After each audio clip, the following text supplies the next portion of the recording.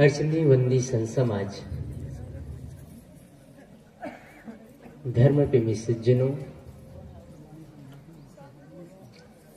श्रद्धा मूर्ति माताओं, प्यारे बच्चों,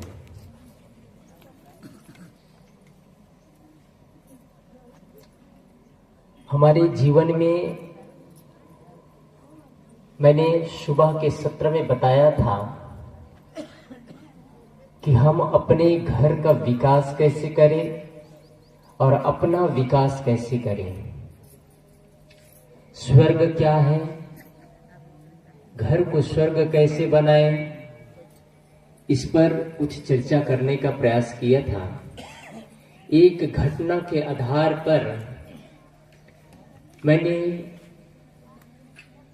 संस्कार की भी चर्चा उस पर किया था कि आप जैसा बनाते हैं समाज वैसा बनता है। आप क्या बनाते हैं आपके ऊपर है। आप आने वाली पीढ़ी को कौन सा संस्कार देते हैं आपके ऊपर है। मान्यताओं से जीवन नहीं चलता है। जब तक हम सत्य से रूबरू ना हो जाए तब तक हमको सत्य के प्रति आस्था नहीं होगा। सत्य को समझने का प्रयास करें, सत्य क्या है। इसलिए जीवन में व्यवहार जगत में बहुत सावधानी की जरूरत है। यदि व्यवहार हमारा साफ सुथरा है तो ये आप जानिए कि अध्यात्म भी बहुत अच्छा होगा। यदि व्यवहार में आपकी टकराहट नहीं है, यदि आपका व्यवहार में उलझन नहीं है, तो आप अकेले में बैठेंगे, आत्मचिंतन करेंगे। जब अकेले में बैठेंगे आपका मन शांत रहेगा, रिलैक्स महसूस करेंगे। आपको लगेगा कि मुझे जैसे जीवन जीना चाहिए वैसे जीवन जी पा रहा हूं। अन्यथा हर व्यक्ति को शिकायत होती है कि ये ऐसे हैं, वो ऐसा है, वो ऐसा है। शिकायत से समाधान नहीं है। शिकायत छोड़ दो। और यदि बुढ़ापे में सुखद जीवन चाहते हैं तो सबसे बेहतरीन तरीका है कि जो परिवार से मिलता है, जो समाज से मिलता है, उसको स्वीकार करना सीखे और बच्चों की शिकायत करना छोड़ दे, बूढ़े बुजुर्गों का शिकायत करना छोड़ दे, पड़ोसी का शिकायत करना छोड़ दे। आज शिकायतों से भरा जीवन होता है। शिकायत शिकायत शिकायत, क्या मिलेगा शिकायत से? मन खराब हो जाता है। इसलिए शिकायत करना बंद करें जीवन में। शिकायत से समाधान नहीं मिलता है। समाधान मिलता है आपसी सलाह से, और आपसी सलाह नहीं हो रहा है वहां समाधान भी नहीं होगा। इसलिए हमारे जीवन में मैंने एक राजा की घटना बताया कि एक राजा अपने बेटियों की शादी करता है। उसका पूरा क्रम बताया कि कैसे उनकी बेटियां घर जाती है, घर को तबाह करती है, आती है, वो साधना करने लगती है और सुंदर घर का निर्माण होता है। क्या आप भी करना चाहेंगे? आज आए दिन हर घर में शिकायत होती चली जा रही है। पिता और पुत्र का नहीं बन रहा है, माँ बेटी का नहीं बन रहा है, परिवार वाले उलझ रहे हैं। आपको अपने ही बच्चे पूछे, क्या आप बोल सकेंगे? आपको सभी लोग महसूस करें कि आपको अपने ही बच्चे पूछे, पापा या मम्मी आपसे मैं कौन सा आदर्श लूं, तो क्या आप बोल पाएंगे कि मैं जैसा हूं वैसा तुम बन जाओ, मेरे जैसे व्यक्तित्वशाली व्यक्ति बन जाओ? यदि आप ये बोल सकते हैं तो निश्चित ही मैं मानूंगा कि आप वास्तव में सौभाग्यशाली व्यक्ति हैं। एक पंडित था, ब्राह्मण।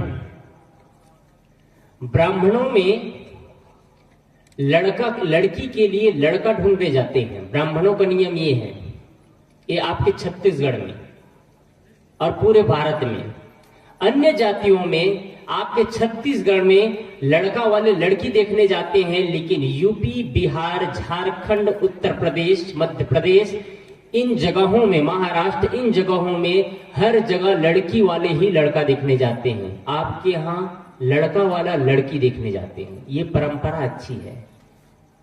उनके यहाँ लड़की वाले लड़का देखने जाते हैं। इसका परिणाम ये होता है कि दहेज प्रथा। एक लड़की की शादी करना है तो कम से कम 30 लाख रुपया चाहिए, अन्यथा संभव नहीं है। और कोई लड़का नौकरी वाला मिल गया, सरकारी नौकरी करता हो, तो मानो 50 लाख रुपया तो चाहिए, तब कहीं उनके लिए लड़का मिलेगा।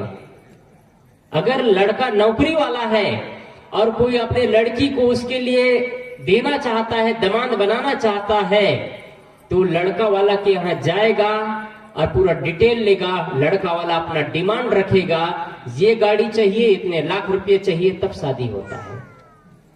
एक ब्राह्मण, दहेज प्रथा आपके छत्तीसगढ़ में नहीं के बराबर है, सौभाग्यशाली है। एक ब्राह्मण अपने लड़की की शादी करने की तैयारी करता है। उनके मन में होता है, अब मेरी बिटिया 25 साल की हो गई है, अब शादी कर दूं। शादी करने की तैयारी कर रहा है मन ही मन। एक दिन बैठ करके अपनी बिटिया से पूछता है, बेटी तुम ये बता दो, तुम्हारी उम्र करीब करीब 25 साल होने वाला है। अब मैं सोचता हूं तुम्हारा विवाह कर दूं, तुम्हारा घर बसा दूं। तुम ये बता दो तुमको कैसा वर चाहिए। डॉक्टर हो, इंजीनियर हो, मास्टर हो, वकील हो, ऑफिसर हो, आईपीएस अफसर हो, आईएएस अफसर हो, कैसा दामाद चाहिए तुमको, कैसा पति चाहिए, तुम जैसा कहो वैसा मैं ढूंढ करके ला दूंगा, तुम बोलो बस। बेटी कुछ देर के लिए थम जाती है और कुछ देर बाद बोलती है, पापा मुझे आईपीएस आईएएस अफसर नहीं चाहिए, मुझे नौकरी वाले हो या ना हो, इन सारे चीजों से मुझे कोई मतलब नहीं है। पापा बस जैसा आपका स्वभाव है, आप जैसे हैं वैसे ही दामाद अपने लिए ढूंढ लेना, बस मैं खुश नसीब जीवन जीऊंगी। कितने लोग अपनी बेटी को पूछ सकते हैं? कितना पिता है जो अपने बेटी को पूछ सकते हैं कि तुमको कैसा पति चाहिए, कैसा मेरे लिए दामाद चाहिए? कितनी बेटियां हैं जो अपने पापा की तरह बोल सकते हैं? वो पिता अपने कक्ष से निकलता है और अपने सीने पर हाथ रख के कहता है, आज मैं सच में एक बाप होने का धर्म निभा लिया मैंने। आज मैं सच में मैं एक पिता होने का धर्म निभाया। अपने सीने पर हाथ रख करके महसूस करता है, सच में आज मैं सच्चे बाप बन चुका हूं। अभी तक मुझे पता नहीं था कि मैं बाप बना हूं, लेकिन आज मैं एक बेटी का पिता हूं, ये योग्य बन चुका हूं। कोई जन्म देने से कोई पिता नहीं हो जाता, और कोई जन्म देने मात्र से कोई मां नहीं हो जाती। जब तक मातृत्व भाव पैदा ना हो उनके अंदर, जब तक पितृत्व भाव पैदा ना हो उनके अंदर, कोई मां और पिता नहीं बन जाता है। किसी के घर बच्चे पैदा हो जाने से, कोई नाती और पोते आ जाने से कोई दादा और दादी नहीं बन जाते हैं। जब तक उनके अंदर बुजुर्गानी बुद्धि ना आई, जब तक उनके अंदर गंभीरता ना आई, जब तक उनके अंदर बुजुर्गों की तरह सोचने के तरीके और लम्हे नहीं पैदा हुए, तब तक मानो वो बच्चा ही है। दादा बनने का डिंग हाँकने से कोई दादा नहीं बन जाता है, दादी बनने का डिंग हाँकने से घर की कोई मुखिया नहीं बन जाती है। मात्र किसी के घर बच्चे पैदा हो गए और दादा और दादी बन गए। आप मुखिया घर के बनते हैं तो आपके घर के शब्दों में, आपके लफ्जों में वो गंभीरता होना चाहिए, आपके शब्दों में वो लश टपकना चाहिए कि आपके बच्चे आपको स्वीकार कर सके, आपके बच्चे आपके शब्दों को काट न सके, उतना ही बोलिए। लेकिन 70 साल 80 साल हो जाता है, मैंने कहा बोलने की तमीज नहीं आ पाती है, बड़बड़ बोल करके अपना व्यक्तित्व इतना फीका कर लेते हैं कि आपके ही बच्चे आपके बातों को नहीं सुनना चाहते हैं। आने वाली पीढ़ी कहां से सुनेगा? आने वाली पीढ़ी कहां से सुनेगा? वो पिता गर्व महसूस करता है कि मैंने अपने बेटी को पूछा तो उन्होंने कहा कि तुम्हारे जैसे ही चाहिए पापा, और कुछ नहीं चाहिए। क्या आप ये महसूस करते हैं? क्या आप ये बोल पाएंगे अपने बच्चों की कि तुम बहुत अच्छे आदमी बन पाओ या ना बन पाओ, तुम मेरे जैसे बस बन जाओ? क्या आपके पास इतना व्यक्तित्व है? आपके बच्चे चढ़ने स्पर्श कर रहे हैं और इधर से आप पान खा रहे हैं, गुटखा खा रहे हैं, गलगल थूक रहे हैं, लाल लाल मुंह, कौन सा आशीर्वाद देते हैं? कबीरपंथी का टाइटल भी लगा लेते हैं, राधा स्वामी का टाइटल लगा लेते हैं, गायत्री का टाइटल लगा लेते हैं। आज तक क्या खाना ये तमीज नहीं आया, होश की अवस्था में नहीं है और धार्मिक व्यक्ति बन गए। शर्म आना चाहिए हम सबको कि आज भी हम इंसान होते हुए भी इंसानियत नहीं आया है। आज भी हमारे पास वो गंभीरता नहीं आया। क्या खाना है, कैसे बोलना है, कैसे चलना है, कैसे व्यवहार करना है, कैसे परिवार को हैंडल करना है, ये चीज नहीं जान पाए। 2-4 पैसा ला करके घर में दे देते हैं, माताओं को, बहनों को, अपने पत्नी को दे देते हैं, उससे घर नहीं चलता है। घर चलता है आपके आपसी प्रेम से, घर चलता है आपके व्यक्तित्व का निर्माण से। यदि आपका व्यक्तित्व ही फीका है तो कितना भी पैसा ला करके दे दो, घर तो नरक का द्वार ही बना रहेगा ना, स्वर्ग तो नहीं बन सकता। इसलिए आप सभी से निवेदन है कि आप 2-4 पैसा कमाते हैं, उससे कहीं ज्यादा आपका व्यक्तित्व इतना गंभीर होना चाहिए, इतना विशाल व्यक्तित्व का होना चाहिए कि आपके बच्चे आपको स्वीकार कर सके। आज हमारे भारत देश में वृद्ध आश्रम खुलते चले जा रहे हैं। आज वृद्ध आश्रम बढ़ता चला जा रहा है। माँ बाप को दरकिनारे करते चले जा रहे हैं। पत्नी और बच्चे आपस में एक साथ रह रहे हैं, लेकिन माँ बाप के लिए जगह नहीं होता है। जगह की बात है तो याद आ गई मुझे, एक जगह एक बहुत सुंदर मकान बनाया एक व्यक्ति ने। मकान सुंदर बनाया, फॉल सीलिंग करवाया, पूरा ग्रेनाइट बिछाया, पूरा पीओपी लगवाया, सब तरफ मकान बहुत सुंदर। मकान के हेडिंग था, भवन का नाम रखा गया था मातृ छाया। एक प्रोग्राम किया, संतों को बुलाया गया, संत लोग आए और सभी से मिले। पहले दिन संत आते हैं तो देखते हैं उस घर में उनके 2 बच्चे हैं, उनकी पत्नी है, उनके घर वाले की पत्नी है, उनके 2 बच्चे और वो 4 लोग थे। पूछा तुम्हारे पिताजी कहाँ हैं? कहे पिताजी इस दुनिया से चले गए। तुम्हारी माँ कहाँ है? घर मालिक बोलता है मेरी माँ यहाँ नहीं है, दूसरे जगह रहती है। उस समय उसकी पत्नी वहां बगल में बैठी थी, वो दूसरे जगह रहते हैं बोल दिए तो उसकी पत्नी उसी समय संयोग से उनको किचन में जाना हुआ तो कहे क्या तुम अपने माँ को नहीं बुलाए हो इस घर के गृह प्रवेश में? घर वाले बोलते हैं, घर मालिक बोलता है उनके साथ में नहीं बनता है महाराज जी, इसलिए इस घर में माँ को नहीं बुलाया गया है। उनके साथ मतलब समझ गए ना, पत्नी के साथ माँ का नहीं बनता है। कार्यक्रम बहुत अच्छा से हुआ, अतिथि का स्वागत किया गया सभी का। जाते जाते संत ने सबको समझाया कि जब तक जिस घर में बड़े बुजुर्गों को सम्मान नहीं दिया जाता है वह घर घर नहीं होता है, वह घर मानो शमशान गृह के बराबर होता है। तुमने घर तो अच्छा बनाया, मकान तो अच्छा बनाया, लेकिन घर में तब्दील नहीं हो पा रहा है। मकान और घर में अंतर है, मकान और घर एक नहीं होता है, इस चीज को याद रखिएगा। मकान छड़, सीमेंट, गिलाव, रेत, ईंट से बनता है, लेकिन घर बनता है आपसी प्रेम से। घर बनता है आपस के बड़े को सम्मान और छोटों को प्रेम देने से, तब घर बनता है। अतिथि आए, सभी का स्वागत सत्कार हुआ। संत जाते जाते कहते हैं तुमने बहुत अच्छा मकान तो बनाया, कार्यक्रम भी हुआ, लेकिन जो तुमने टाइटल लगा करके रखा है घर में गृह मकान के सामने ही मातृ छाया, इसको हटा देना और इसमें लिख देना पत्नी छाया, क्योंकि यह मकान में माँ की छाया नहीं है, पत्नी की छाया है। 10 मंजिला मकान बन जाता है, शर्म तो तब आता है जब माँ बाप के लिए उस घर में एक कमरा भी नहीं होता है। माँ बाप घर में भी रहते हैं तो उनको दोपहर का भोजन दे देंगे, प्रेम से सम्मान से बात नहीं कर पाएंगे, क्या वह घर स्वर्ग का द्वार होगा? क्या उस घर में अतिथि का सम्मान होगा? वही माँ बाप है। जब हम बच्चे थे और बचपना में जब माँ बाप हमारा लालन पालन किए तो एक अकपाई जोड़ जोड़ करके, खून पसीना एक करके सारे पैसे को दांव पे लगा दिया। बच्चे विकास करते चले गए, बच्चे जिस चीज को माँ बाप कभी कल्पना भी नहीं किए थे, ऐसे ऐसे सुविधाएं अपने बच्चे को देते चले गए।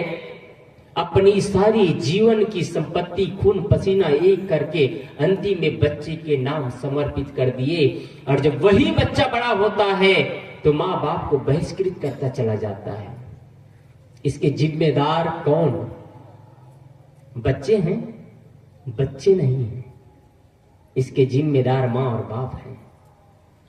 इसके जिम्मेदार माँ और बाप है, क्योंकि आपने वो परिभाषा ही नहीं सिखाया जीवन में निर्माण कैसे किया जाता है, जीवन का विकास कैसे किया जाता है,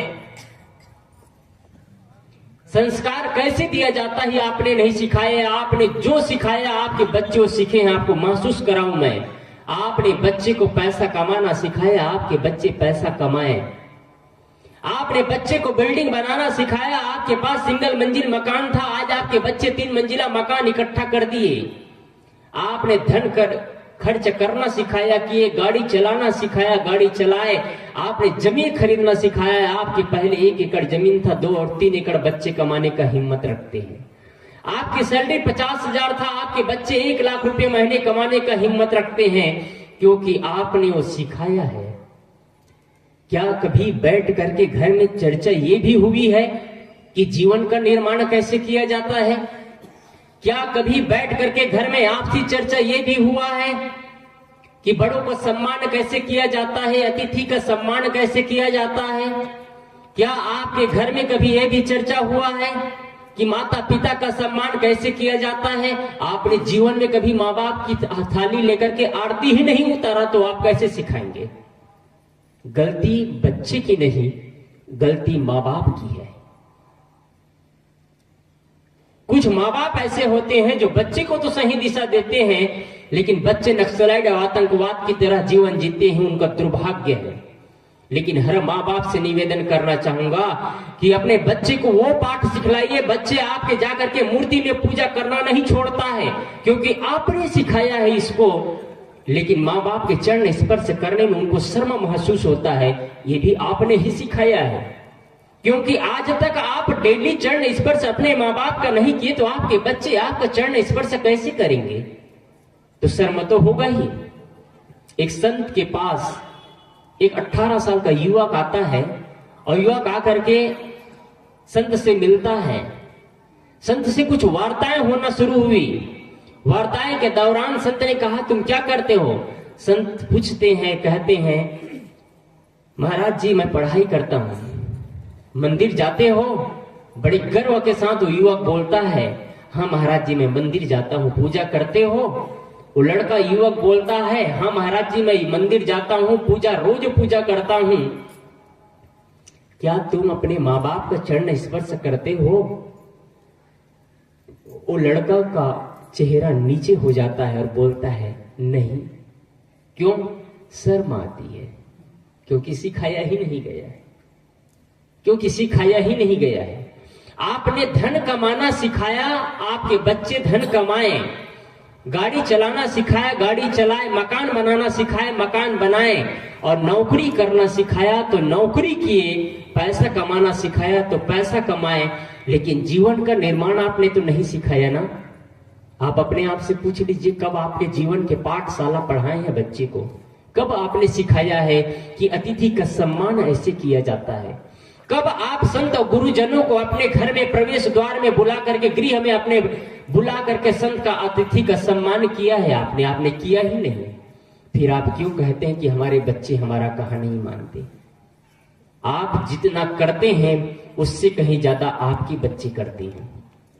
आप जितना करते हैं उससे कहीं आपके ज्यादा बच्चे आगे बढ़ के करते हैं। आपने ही वो पाठ नहीं सीखा तो आपके बच्चे कैसे पाठ सीखेंगे? इसलिए आप सभी से निवेदन है कि आप अपने बच्चे को वो संस्कार दीजिए कि आने वाली पीढ़ी उजागर होता चला जाए। आपस में प्रेम हो, पति और पत्नी में भी प्रेम होना बहुत ही महत्वपूर्ण है। यदि पति और पत्नी में प्रेम नहीं है तो घर नरक का द्वार बन जाएगा। एक छोटा बच्चा, कल ही मैं देखा एक छोटा सा बच्चा व्हाट्सएप में आया था। लगभग वो बच्चा 4 साल का है और 4 साल का बच्चा है, उसके सामने पति और पत्नी लड़ रहे हैं। वो बच्चा तेज है। कई बच्चे प्रभावी होते हैं जो जन्म से ही तेज तर्रार होते हैं, जो 2 साल में चलना सीख जाते हैं, बोलना सीख जाते हैं और जो कहो मानना काम करना शुरू कर देते हैं 2 साल में ही। 3 साल में बच्चे हारमोनियम बजाना सीख जाते हैं। गौरवशाली बच्चे होते हैं। वो 4 साल का बच्चा देख रहा है कि मम्मी और पापा आपस में लड़ रहे हैं, एक दूसरे का बाल नोच रहे हैं। बगल में एक प्लास पकड़ा था, रिंच, पाइप रिंच होता है इतना बड़ा, और एक हथौड़ी। उनका पापा है वो प्लम्बर का काम करता है, प्लम्बर मतलब नट फिटिंग का काम करता है। बगल में पड़ा है रिंच, पाइप रिंच पड़ा था और एक हथौड़ी। दोनों उठा करके लाता है वो बच्चा, और अपने मम्मी को पाइप रिंच को पकड़ाता है और अपने पापा को हथौड़ी पकड़ाता है, तुम बाल न नचो, इससे टक्कर लो। क्या सीखेंगे आप? आप अपने ही बच्चे के सामने लड़ रहे हैं। नहीं लड़ना चाहिए। एक व्यक्ति संत के पास गए और पूछते हैं, बैठे थे, कहे आपस में प्रेम से रहा करो, कभी लड़ाई झगड़ा मत हुआ करो, बच्चों के सामने कभी लड़ा मत करो। इतना में एक बहन पूछती है, क्या महाराज जी बच्चे नहीं रहे तब तो लड़ सकते हैं ना? कहे कि बच्चे के सामने मत लड़ा करो। तो बहन पूछती है, बच्चे ना रहे तब तो लड़ सकते हैं ना? तब तो और मत लड़ना, नहीं तो तुम क्या करोगे पता ही नहीं है। इसलिए लड़ते झगड़ते जीवन को बर्बाद मत करिए। आज छोटी छोटी बातों में टकराहट पैदा हो रहा है, घर में वैमनस्य पैदा होता चला जा रहा है, लड़ाई केंद्र में बन चुका है। आपके घर में संपत्ति है, आपका घर सुंदर है, मकान अच्छा बना हुआ है, परिवार के लोग अच्छे हैं, पर भी जीवन में शांति नहीं, तो कब आप जीवन में महसूस करेंगे शांति को? अभी बहुत सुंदर चर्चा सुन रहे थे कि यदि बच्चे पास नहीं हो रहे हैं तो बेल की पत्ती चढ़ा रहे हैं। मैं जो कहे हैं कथावाचक, उनके क्षेत्र में सीहोर जिला में मैं 2 बार प्रोग्राम में गया हूं। पिछले साल भी गया था, 2 बार मैं गया हूं प्रोग्राम में। सीहोर जिला में एमपी में उनका कार्यक्रम नहीं चलता है, एमपी में उनके कार्यक्रम नहीं चलता है। आपके छत्तीसगढ़ में 6 महीना में 6 बार कार्यक्रम हो गया। कुकरेल में हुआ था, बालोद के पास हुआ था, भिलाई में सेक्टर में हुआ था, भिलाई सेक्टर में हुआ था, दुर्ग में हुआ था, रायपुर में हुआ है। 6 महीना में 6 बार कार्यक्रम हो गया। आप पूरा पुराण पलट लीजिए, मैं नहीं कह रहा हूं, बनी बनावटी बात। कबीर पंथ यदि कोई प्रवक्ता होगा, वो बनी बनावटी बात नहीं कहते हैं, वही कहेंगे जो सत्य हो और सार्थक उतरे। आप पूरा पुराण पलट लीजिए, जितना वो टोटका पुराण नया निकाल दिए है ना, वो पुराण में कुछ भी नहीं है। आप पलट करके देख लीजिएगा। आपके घर में कोई समस्या आ रही है, विपत्ति आ रही है, 7 बेल के उसके फल को भोलेनाथ में चढ़ा दो, आपके घर के समस्या का समाधान हो जाएगा। क्या ये कहना चाहिए कर्म कांड लगा करके, नौटंकी करके जीवन का उद्धार कर पाएंगे? अपना जेब भरने के लिए लोगों को गुमराह करना, और यही सब बिजनेस व्यापार बन चुका है आज। कोई कथा व्यास गद्दी में बैठ करके कहता है कि वट वृक्ष में पानी चढ़ाओ, कोई कहते हैं पीपल में पानी चढ़ाओ, कोई कहते हैं नीम में पानी चढ़ाओ, कोई कहते हैं भोलेनाथ में पानी चढ़ाओ, कोई कहते हैं श्री राम के जा करके उपासना करो, कोई गंगोत्री में जाओ, कोई हरिद्वार में जाओ, कोई महाकुंभ में जाओ। ये लोग ये क्यों नहीं कहते कि अपने जीवन के बुरे कर्मों को सुधार लो, जीवन का निर्माण हो जाएगा? ये चीज क्यों नहीं बताते हैं? यहां पानी डालो, वहां पानी डालो, इससे पानी डालने से समाधान नहीं है। कर्म को सुधारो तो जीवन सुधरेगा, और कर्म खराब रहेगा तो जीवन कभी नहीं बदलने वाला है। इसलिए संत कहते हैं, कर्म कमाए आपने निष्फल कभी न जाए, बोया पेड़। आगे क्या है मैं बोलवाना चाहता था, आप लोग जानते हैं, मतलब आप लोग ये जानते हैं कि बोया पेड़ बबूल का आम कहां से खाए। यदि हमने कटुता बोया है, यदि हमने धान बोया है, तो गेहूं का फसल नहीं काटेंगे। तो आप ये भी जानते हैं कि यदि हम कटु बोएंगे तो हमको कटुता ही मिलेगी। तो फिर कटु क्यों बोते हैं? आप सब बोते हैं कटु। आप अकेले में बैठ करके पूछिएगा। आप लोगों को एक मंत्र दे करके जा रहा हूं मैं। यदि घर को स्वर्ग बनाना चाहते हैं, घर को स्वर्ग बनाना चाहते हैं, एक मंत्र याद रखिएगा, स्टार्ट करिए सुबह से।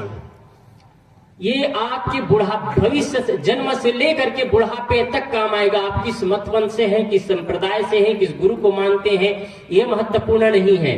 महत्वपूर्ण है आप अपने जीवन के लिए क्या करते हैं। बिस्तर से सुबह उठते हैं आप, दो जितना बजे उठते हैं सुबह सुबह, 5 बजे, 6 बजे, 7 बजे, 8 बजे, जब आपकी मर्जी हो उठते हैं।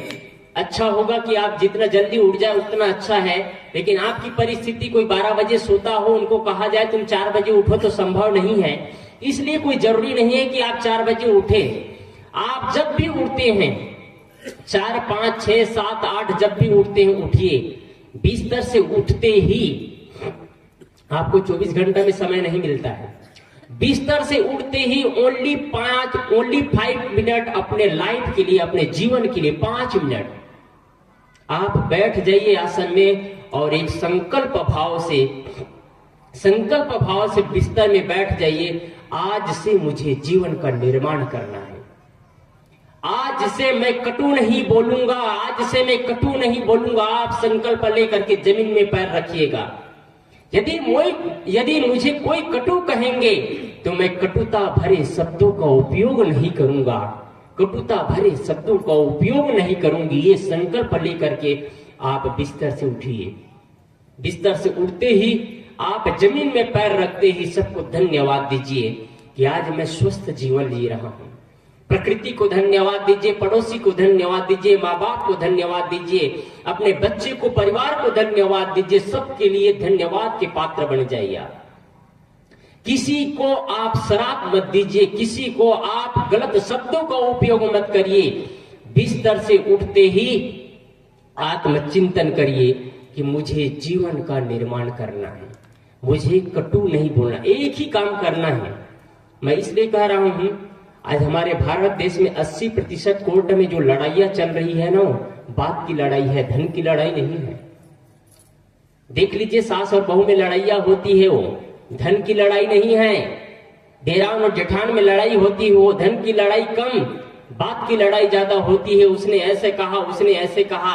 आप साल होते ही कैलेंडर बदल देते हैं, लेकिन 30 साल और 40 साल हो जाता है, जो पिता ने या पुत्र ने या देरान ने, जेठान ने जो शब्द कहा है, वो आज भी दिल में आपके चुभता रहता है। साल बदलते कैलेंडर बदलते हैं, वैसे ही सप्ताह बदलते ही उन विचारों को छोड़ दीजिए, नए विचारों के साथ आप जीवन का निर्माण करिए। जैसे ही आप बिस्तर में उठ करके बैठते हैं, संकल्प भाव से बिस्तर में बैठिए और शुरू करिए जीवन का निर्माण की बातें शुरू करिए। आत्मचिंतन 5 मिनट दीजिए, ओनली 5 मिनट, और अच्छे विचार करके बिस्तर से उठिए, अपना काम शुरू करिए। रात्रि में बिस्तर में जाते समय बिस्तर में चले जाइए। बिस्तर में जाने के बाद में ओनली 5 मिनट फिर अपने लिए समय निकालिए। आपको 24 घंटा मिला है, 24 घंटा में आप 10 मिनट अपने निकालिए और बैठ करके सोचिए कि आज मैंने कहां कहां गलती किया है।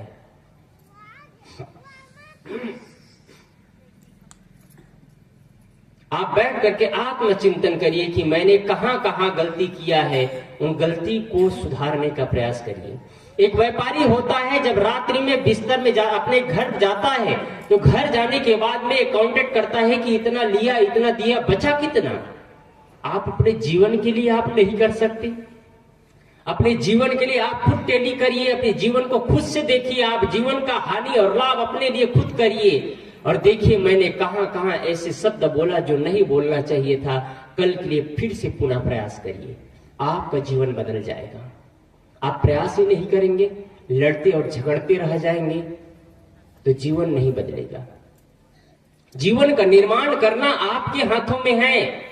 घर को स्वर्ग बनाना आपके हाथों में है। आपके बच्चे घर में बैठे हैं, भाव भरे और शब्दों से, सम्मान भरे शब्दों से आप बच्चों को आदर और सत्कार दीजिए। बड़े बुजुर्गों को सत्कार दीजिए। आपस में सास और बहू लड़ते मत रह जाइए। आए दिन आपस में सास और बहू लड़ते रहते हैं। अच्छे अच्छे पढ़े लिखे लोग लड़ते हैं। एक जगह सास और बहू में लड़ाई चालू है, ये हर गांव में हो रहा है, प्रत्येक घर में होता है। छोटी छोटी बातों में लड़ाइयां शुरू हो जाती है। लड़ाई लड़ते लड़ते परिणाम ये होता है कि अंतिम में घर की जो मुखिया है, घर के जो सासू माँ है, बहू से लड़ नहीं पाती है। अंतिम में रोते रोते अपने कमरे, अपने कक्ष में चली जाती है। तेज तर्रार बहू है, रोते रोते कमरे में चली जाती है उनकी सासू माँ। ये रोज घटना एक उनका सुपुत्र देखता है। उनका सुपुत्र देख रहा है कि माँ और दादी में रोज लड़ाई है।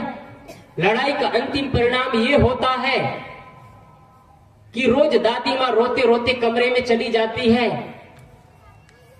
एक दिन उनके पीछे पीछे उनका पोता जाता है और पोता अपने दादी माँ का पल्लू उठाता है और आंसू पोंछता है। आंसू पोंछते पोंछते क्या बोलता है वो बोलता है, माँ, अपने दादी माँ को बोल रहा है, दादी माँ तुम रो मत। आंसू पोंछ रहा है और बोल रहा है कि दादी माँ तुम रो मत, मेरी माँ बहुत दुष्टा है और जब मैं भी बड़ा हो जाऊंगा और मेरी भी शादी हो जाएगी तो मैं अपने पत्नी से कहूंगा कि तुम अपने सासू माँ की कभी सेवा मत करना, क्योंकि तुम्हारी सासू माँ अपनी सासू माँ से रोज लड़ाई किया करती थी। आप क्या संस्कार देते हैं? आप अपने बच्चों को क्या संस्कार देते हैं? घर में एक शांति का वातावरण होना चाहिए, एक शांति का वातावरण होना चाहिए। घर में शांति का वातावरण नहीं हो पाता है तो जीवन कैसे बदलेगा? आश्चर्य की बात तब होती है जो अच्छे पढ़े लिखे लोग हैं, ऑफिस में जाकर के काम करते हैं, लेकिन कभी अवसर आता है तो ड्रिंक लेना नहीं छोड़ते हैं और कहते हैं घर को स्वर्ग बनाना चाहते हैं, कहते हैं हम धार्मिक है, टाइटल लगाना नहीं भूलते हैं, हम अच्छे घर से हैं। कौन से अच्छे घर से हैं? ये शराब पीना मूर्खों का काम है बस। और कुछ मूर्ख लोग बड़े गर्व से कहते हैं कि हम छत्तीसगढ़ में अपना राजस्व विभाग का तो हम ही लोग चला रहे हैं। राजस्व विभाग मतलब समझ रहे हैं आप लोग कि जो शराब बिक्री होती है ना, उससे जो पैसा मिलता है उससे सरकार के कोष में जाता है, वो राजस्व विभाग में काम आता है। यानी कुल मिलाकर के पूरे भारत में जितनी शराब बिक्री से करोड़ों रुपया सरकार को छत्तीसगढ़ में मिलता है, उतना पैसा कहीं नहीं है। इतना शराब की बिक्री होती है। और सरकार भी ऐसे हैं कि यदि शराब भट्टी का ठेका होता है, कोई लेने वाले नहीं होते हैं, तो पुलिस को नौकरी में लगा करके शराब बिकवाते हैं, क्योंकि उनको तो पैसा चाहिए। तुम मरो या जियो उससे कोई मतलब नहीं है, उनको पैसा चाहिए। तुम शराब पी करके मरो चाहे जैसे भी मरो, उससे कोई वास्ता नहीं है। सरकार को पैसा चाहिए, इसलिए शराब बिक्री करते हैं। और वोट के समय कहते हैं कि हम शराब भट्टी भी बंद कर देंगे। नहीं बंद करने वाले हैं। शराब पीने वाले सावधान हो जाए। आप अच्छे धार्मिक, आपके बच्चे आपके आहे देखते रहते हैं। पापा आएंगे, मम्मी आएंगे। किसी ने कहा है पापा दिन में 2-4 पैसे कमाते हो, उसको भी तो शराब में लुटाते हो। 2-4 पैसा कोई कमा करके आता है और घर में प्रेम ना हो, माता पिता के प्रति, बच्चों के प्रति प्रेम ना हो, तो वो भी पैसा शराब में लुटा दिया जाता है। शराब पीने वाले शराब ही नहीं पीते हैं। मैं ये बात हर जगह कहा करता हूं, शराब पीने वाले सिर्फ शराब नहीं पीते हैं। सौभाग्य की बात यह है कि माताओं में कोई नशा नहीं है। कोई माँ होती है सौभाग्यशाली जो बुढ़ापू घसती है, सौभाग्यशाली माँ है। कोई बिरला होती है जो बुढ़ापू लेकर के घसती रहती है और पता चलता है कुछ सालों बाद में उसके पेट में एक गोला हो गया है। और भाइयों में तो बहुत ज्यादा सौभाग्यशाली है जो गांजा, चरस, बीड़ी, सिगरेट, तंबाकू, गुटखा, ये सारे चीज, अंडा, मांस, मछली तो बहनों भी माहिर है, चित करके खाने वाले हैं। और धार्मिक भी है, राम की उपासना भी करते हैं, हनुमान चालीसा की पाठ करते हैं और अपने आप को कबीरपंथी भी कहते हैं, राधा स्वामी भी कहते हैं। ये टाइटल लगाने से कोई कबीरपंथी और राधा स्वामी और गायत्री वाले नहीं हो जाते हैं। ओम नमः शिवाय जाप पाठ करते हैं। जब मछली बिकता है तालाबों के बगल में तो लाइन लग जाते हैं, उसमें फिर जाति नहीं देखा जाता है कौन साहू है कि कौन गोड़ है, कौन ठाकुर है, सब एक ही मुर्दा के खाने वाले हो जाते हैं। क्षमा चाहता हूं, मुर्दा तो खाते हैं, मुर्दा तो है मांस, उसी को हजम कर जाते हैं। ये भी पता नहीं है कि मनुष्य का भोजन क्या चीज है। खाद्य अखाद्य सब खाए जाते हैं। जानवर को जो खाना है वही खाएगा। कल अवसर रहेगा तो इंद्रिय संयम पर भगवान कृष्ण अर्जुन से कह रहे हैं, उस पर चर्चा करूंगा मैं।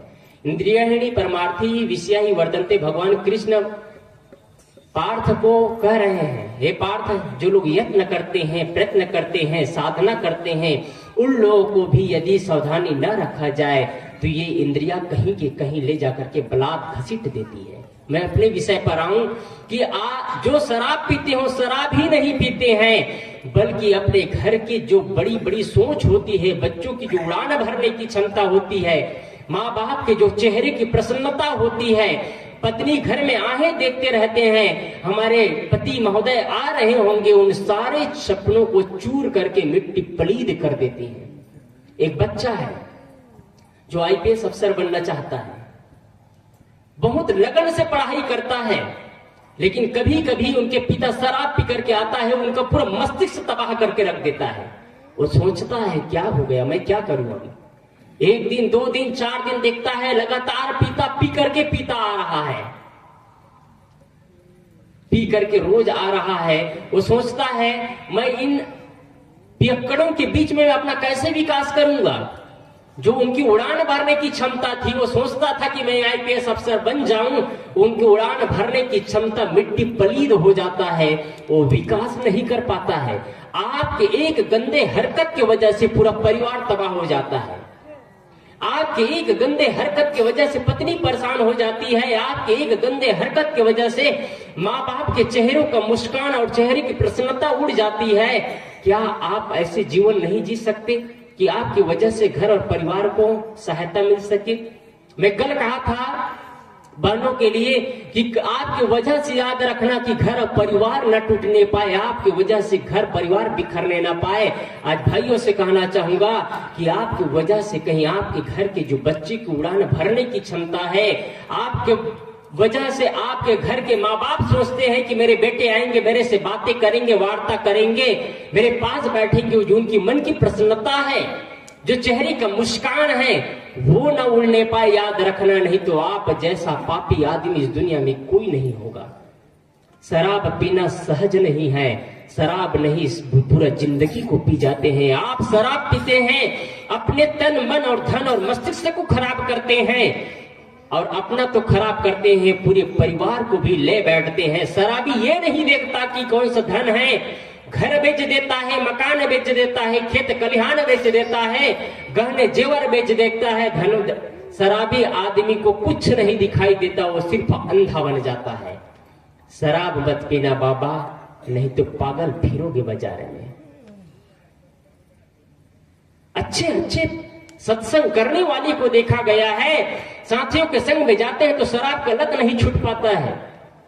लत एक बार लगता है, जीवन भर छुड़ाने में समय लग जाता है। फिर हम जिन चीजों को आसानी से बोल देते हैं 2-4 मिनट में, उनको जीवन भर लग जाएगा कि कैसे बदलूं। इसलिए आप सभी से निवेदन है कि लत ऐसे बनाना, आचरण ऐसे करना, व्यवहार ऐसे करना कि आपके घर में आपके बच्चे आपका सम्मान कर सके। एक जगह है, मैं नगरी क्षेत्र में जाता हूं, वहां एक बड़े बुजुर्ग हैं, बहुत पैसा कमाते हैं, पैसा तो बहुत कमाते हैं, लेकिन शराब इतना पीते हैं कि उनके ही बच्चे अपने माँ बाप का सम्मान नहीं कर पाते हैं, माँ बाप को तिरस्कृत करते हैं। सम्मान की वजह से माँ बाप का चरण स्पर्श तो जरूर कर लेते हैं, लेकिन माँ बाप के लिए श्रद्धा और भाव नहीं होता है। आप सोचिए, आपके ही बच्चे आपके प्रति श्रद्धा और भाव न रखे तो आपको कैसे लगेगा, आपको कैसे, आप फीलिंग करके देखिए कि आपके ही बच्चे आपके प्रति श्रद्धा और भाव न रखे तो आपको कैसे महसूस होगा। और यदि आज आप अपने माँ बाप के प्रति श्रद्धा और भाव नहीं रखते हैं तो माँ बाप को कितना दर्द महसूस होता होगा। क्या इसीलिए आपको पैदा किए?